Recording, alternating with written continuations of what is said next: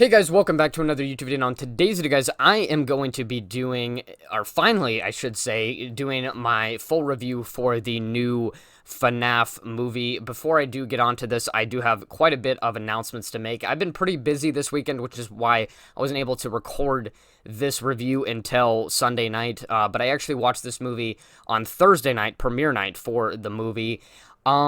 Yeah, before I get onto the review, I just want to say a few announcements. As far as upcoming content goes, I am going to be doing at least one review for the first Goosebumps episode of the new show. And the reason why I say that is because things are not looking good, to say in short, but you guys will see my full thoughts when I do my first review for that. Right now, I uploaded a poll yesterday. You guys are saying you want to see that, so there would at least be one review for that, so expect to see that in the future. Also, I got some good news. I'm gonna be looking to get Amazon Prime, so that I can watch some horror movies that I missed on streaming this year. So obviously, I'm not gonna be doing any full reviews for them just because I am behind on some of those movies. Some of them came out a couple of months ago. In particular, I want to see Cobweb, probably Talk to Me, and this movie called Totally Killer, which has a lot of prominent actors that I really, really like in that movie. So that's definitely going to be the one that I'm probably going to see first, and I believe it came out last month on streaming. And so yeah, that's one of the biggest ones on my priority list. So obviously that's not going to affect anything as far as videos because I'm going to be pretty late to them.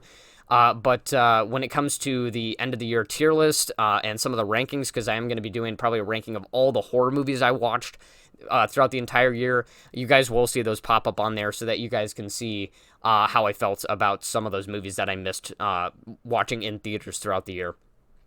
Otherwise, I think that's pretty much all the announcements, other than I'm sure you guys have noticed I got a new cut as well, and I don't know if I will make any videos before Halloween.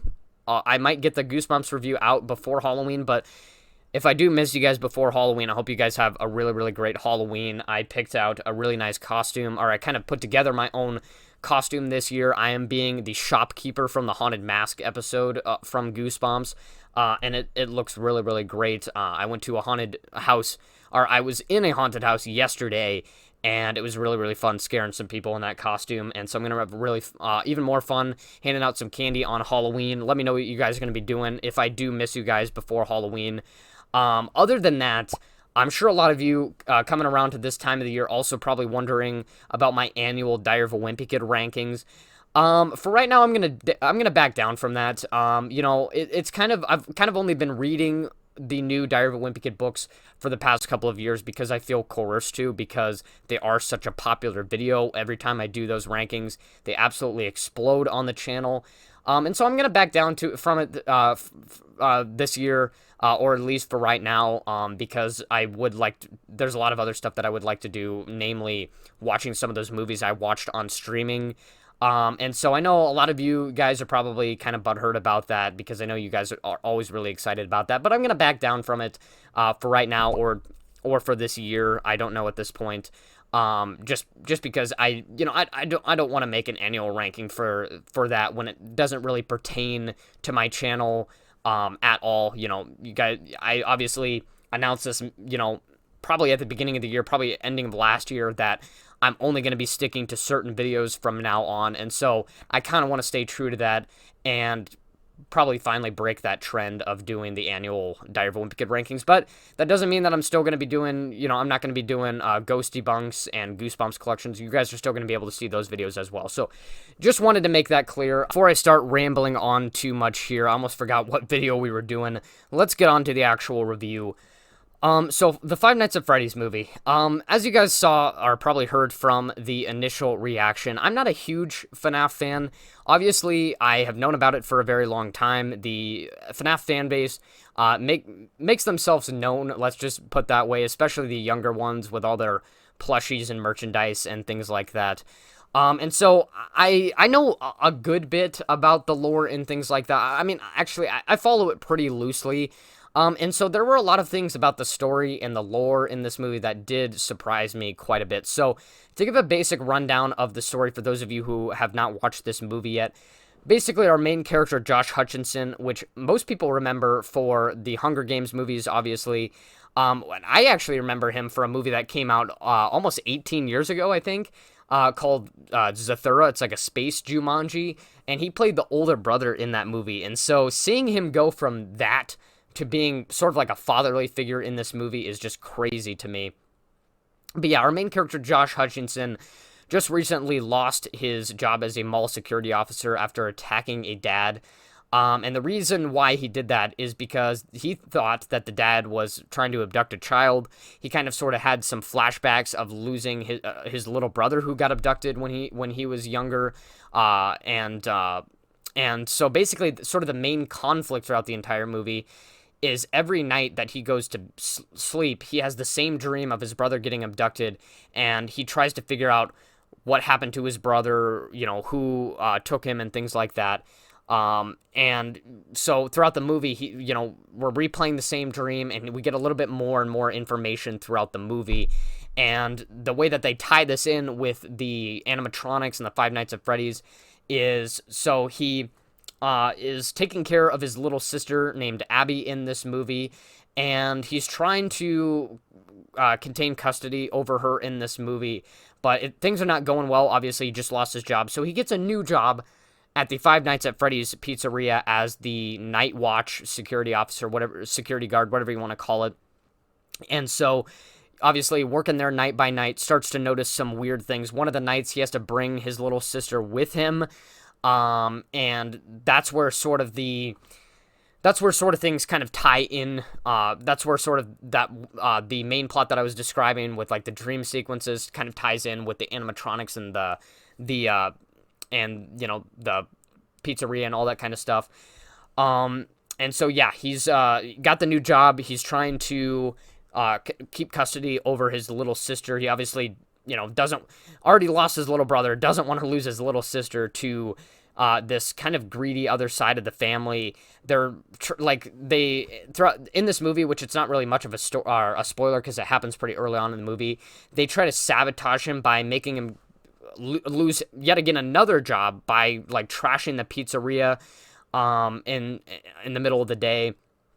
And then, like, probably the last other important thing, without spoiling anything for the main plot, you have this other character who is, like, a police officer of the local town called Vanessa, who's, gives, like, advice to the main character, Josh Hutcherson, throughout most of this movie, kind of works with him a lot throughout this movie.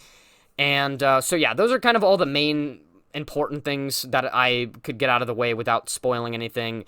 I know it might seem a little bit brief and like I didn't give you guys enough, but I think if I went any further, I would be kind of getting in spoiler territory. So I'll stop there. Let's just get straight onto the positives. So yeah, like I said at the very, very beginning here, the story and the plot really, really did surprise me. As somebody who doesn't follow the FNAF lore very, very closely, it did surprise me quite a bit, which is a good and a bad thing for some people, because it's great for FNAF fans. I'll get this out of the way. This movie is definitely for the fans. It is a movie that the fans are going to understand very, very well. There's going to be a lot of things in here that they're going to really, really like. Easter eggs, cameos, that kind of stuff.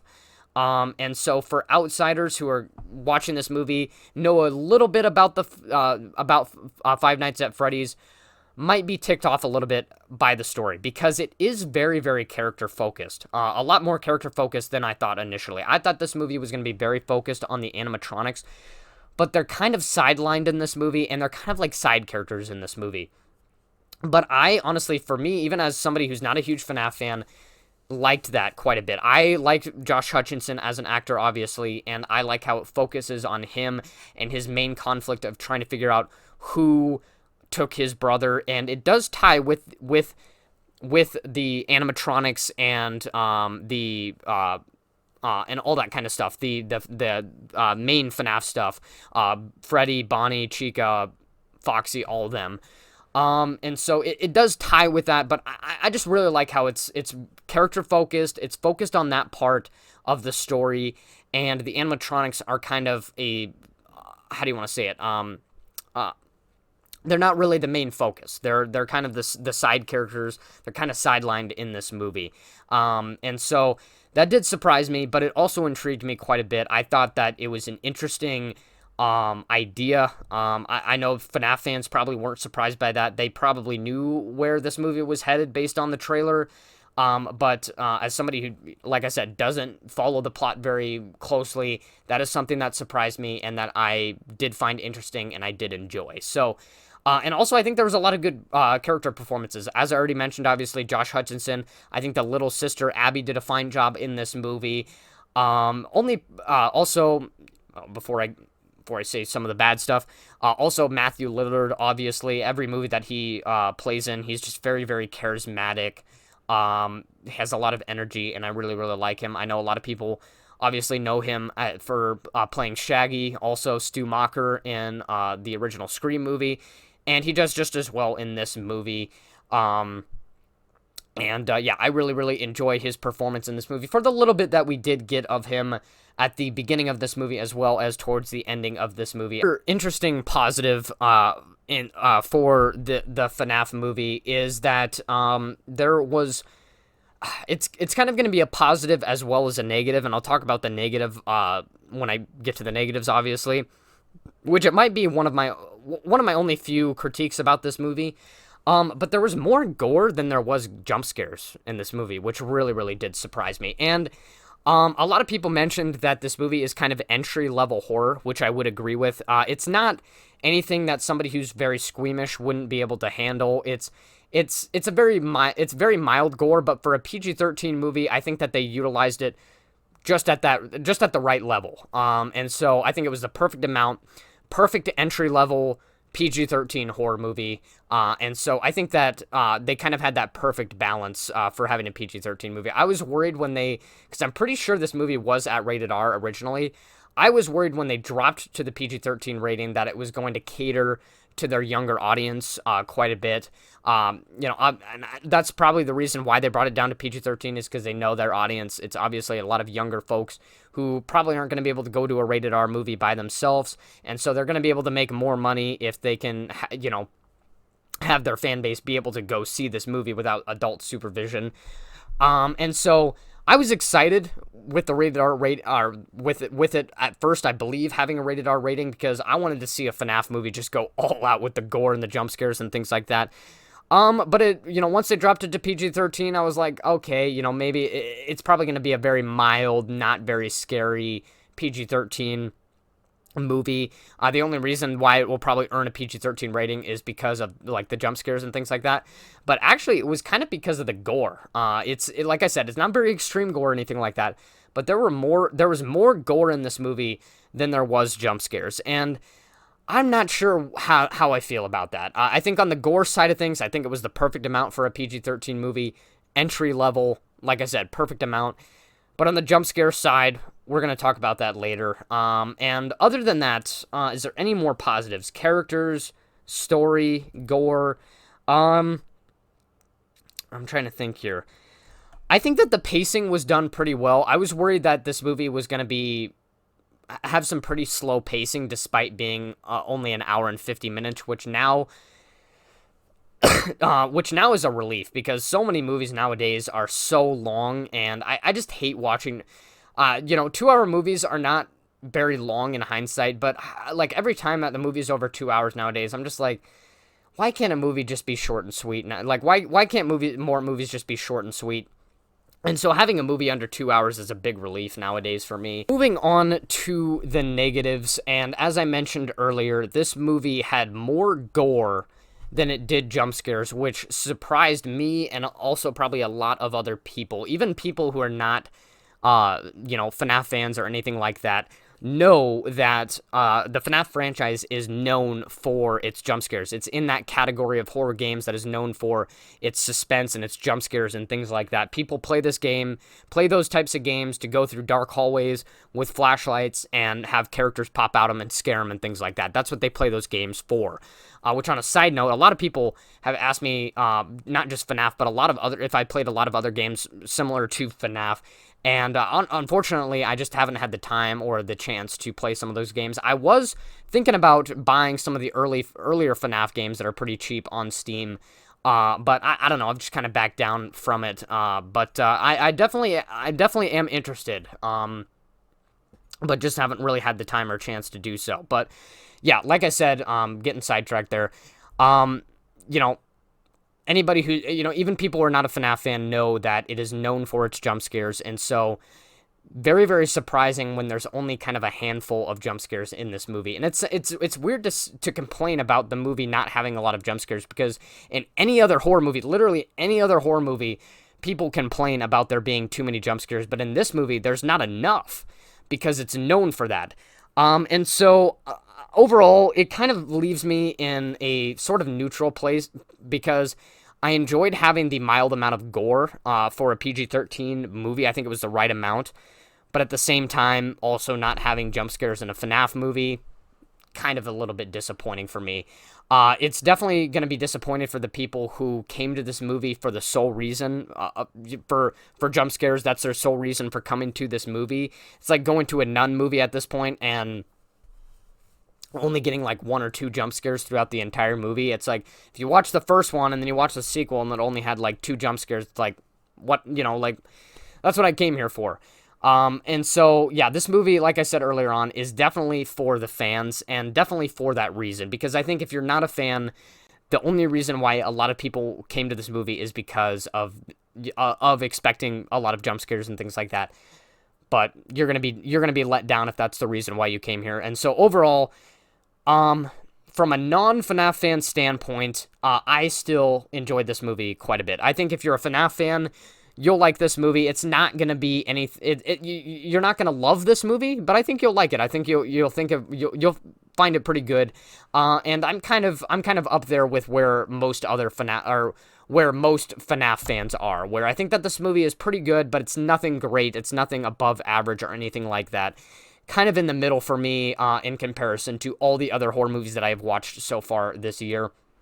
I think had it not been for the surprising plot and the character focus and things like that, this would probably go down as one of the most mediocre and probably one of my least favorite horror movies of the year, down there with like Insidious: The Red Door. Yeah, still a pretty good movie, but it's probably going to be in the middle of the ranking by the ending of the year for me. And so overall, out of 10, on Rotten Tomatoes, I gave it a 3.5 out of 5 stars, and I would say, yeah, I would give it a solid 7 out of 10. Like I said, very, very average. They're just very, very disappointed to not have a lot of jump scares in a FNAF movie, but at the same time, you had some good character performances. You had a pretty good plot that I was not expecting, and it's pretty straightforward as well. Pretty good pacing, as I mentioned, and overall, I'm decently satisfied. If you're a FNAF fan, I think you'll be satisfied enough. And, who knows? There could be more FNAF sequels in the future. This movie, I didn't check the box office earnings, but was pretty popular over the weekend from what I saw. And so there could be some more FNAF sequels in the future, and then you might get your jump scares that you've been waiting for. So that is it for the review. Enough rambling on. I rambled on a lot in this review. Stay tuned for the future content, the review on the new Goosebumps show, the first episode, as well as, I guess this is not new content, but I'm going to be getting Amazon Prime, so if there are any movies that are Amazon Prime exclusive, I might be able to get reviews out for that. Otherwise, I think that's pretty much it. Make sure you guys just stay tuned. Read the community posts, and that's all I got. Like and subscribe, guys, and I will see you next time.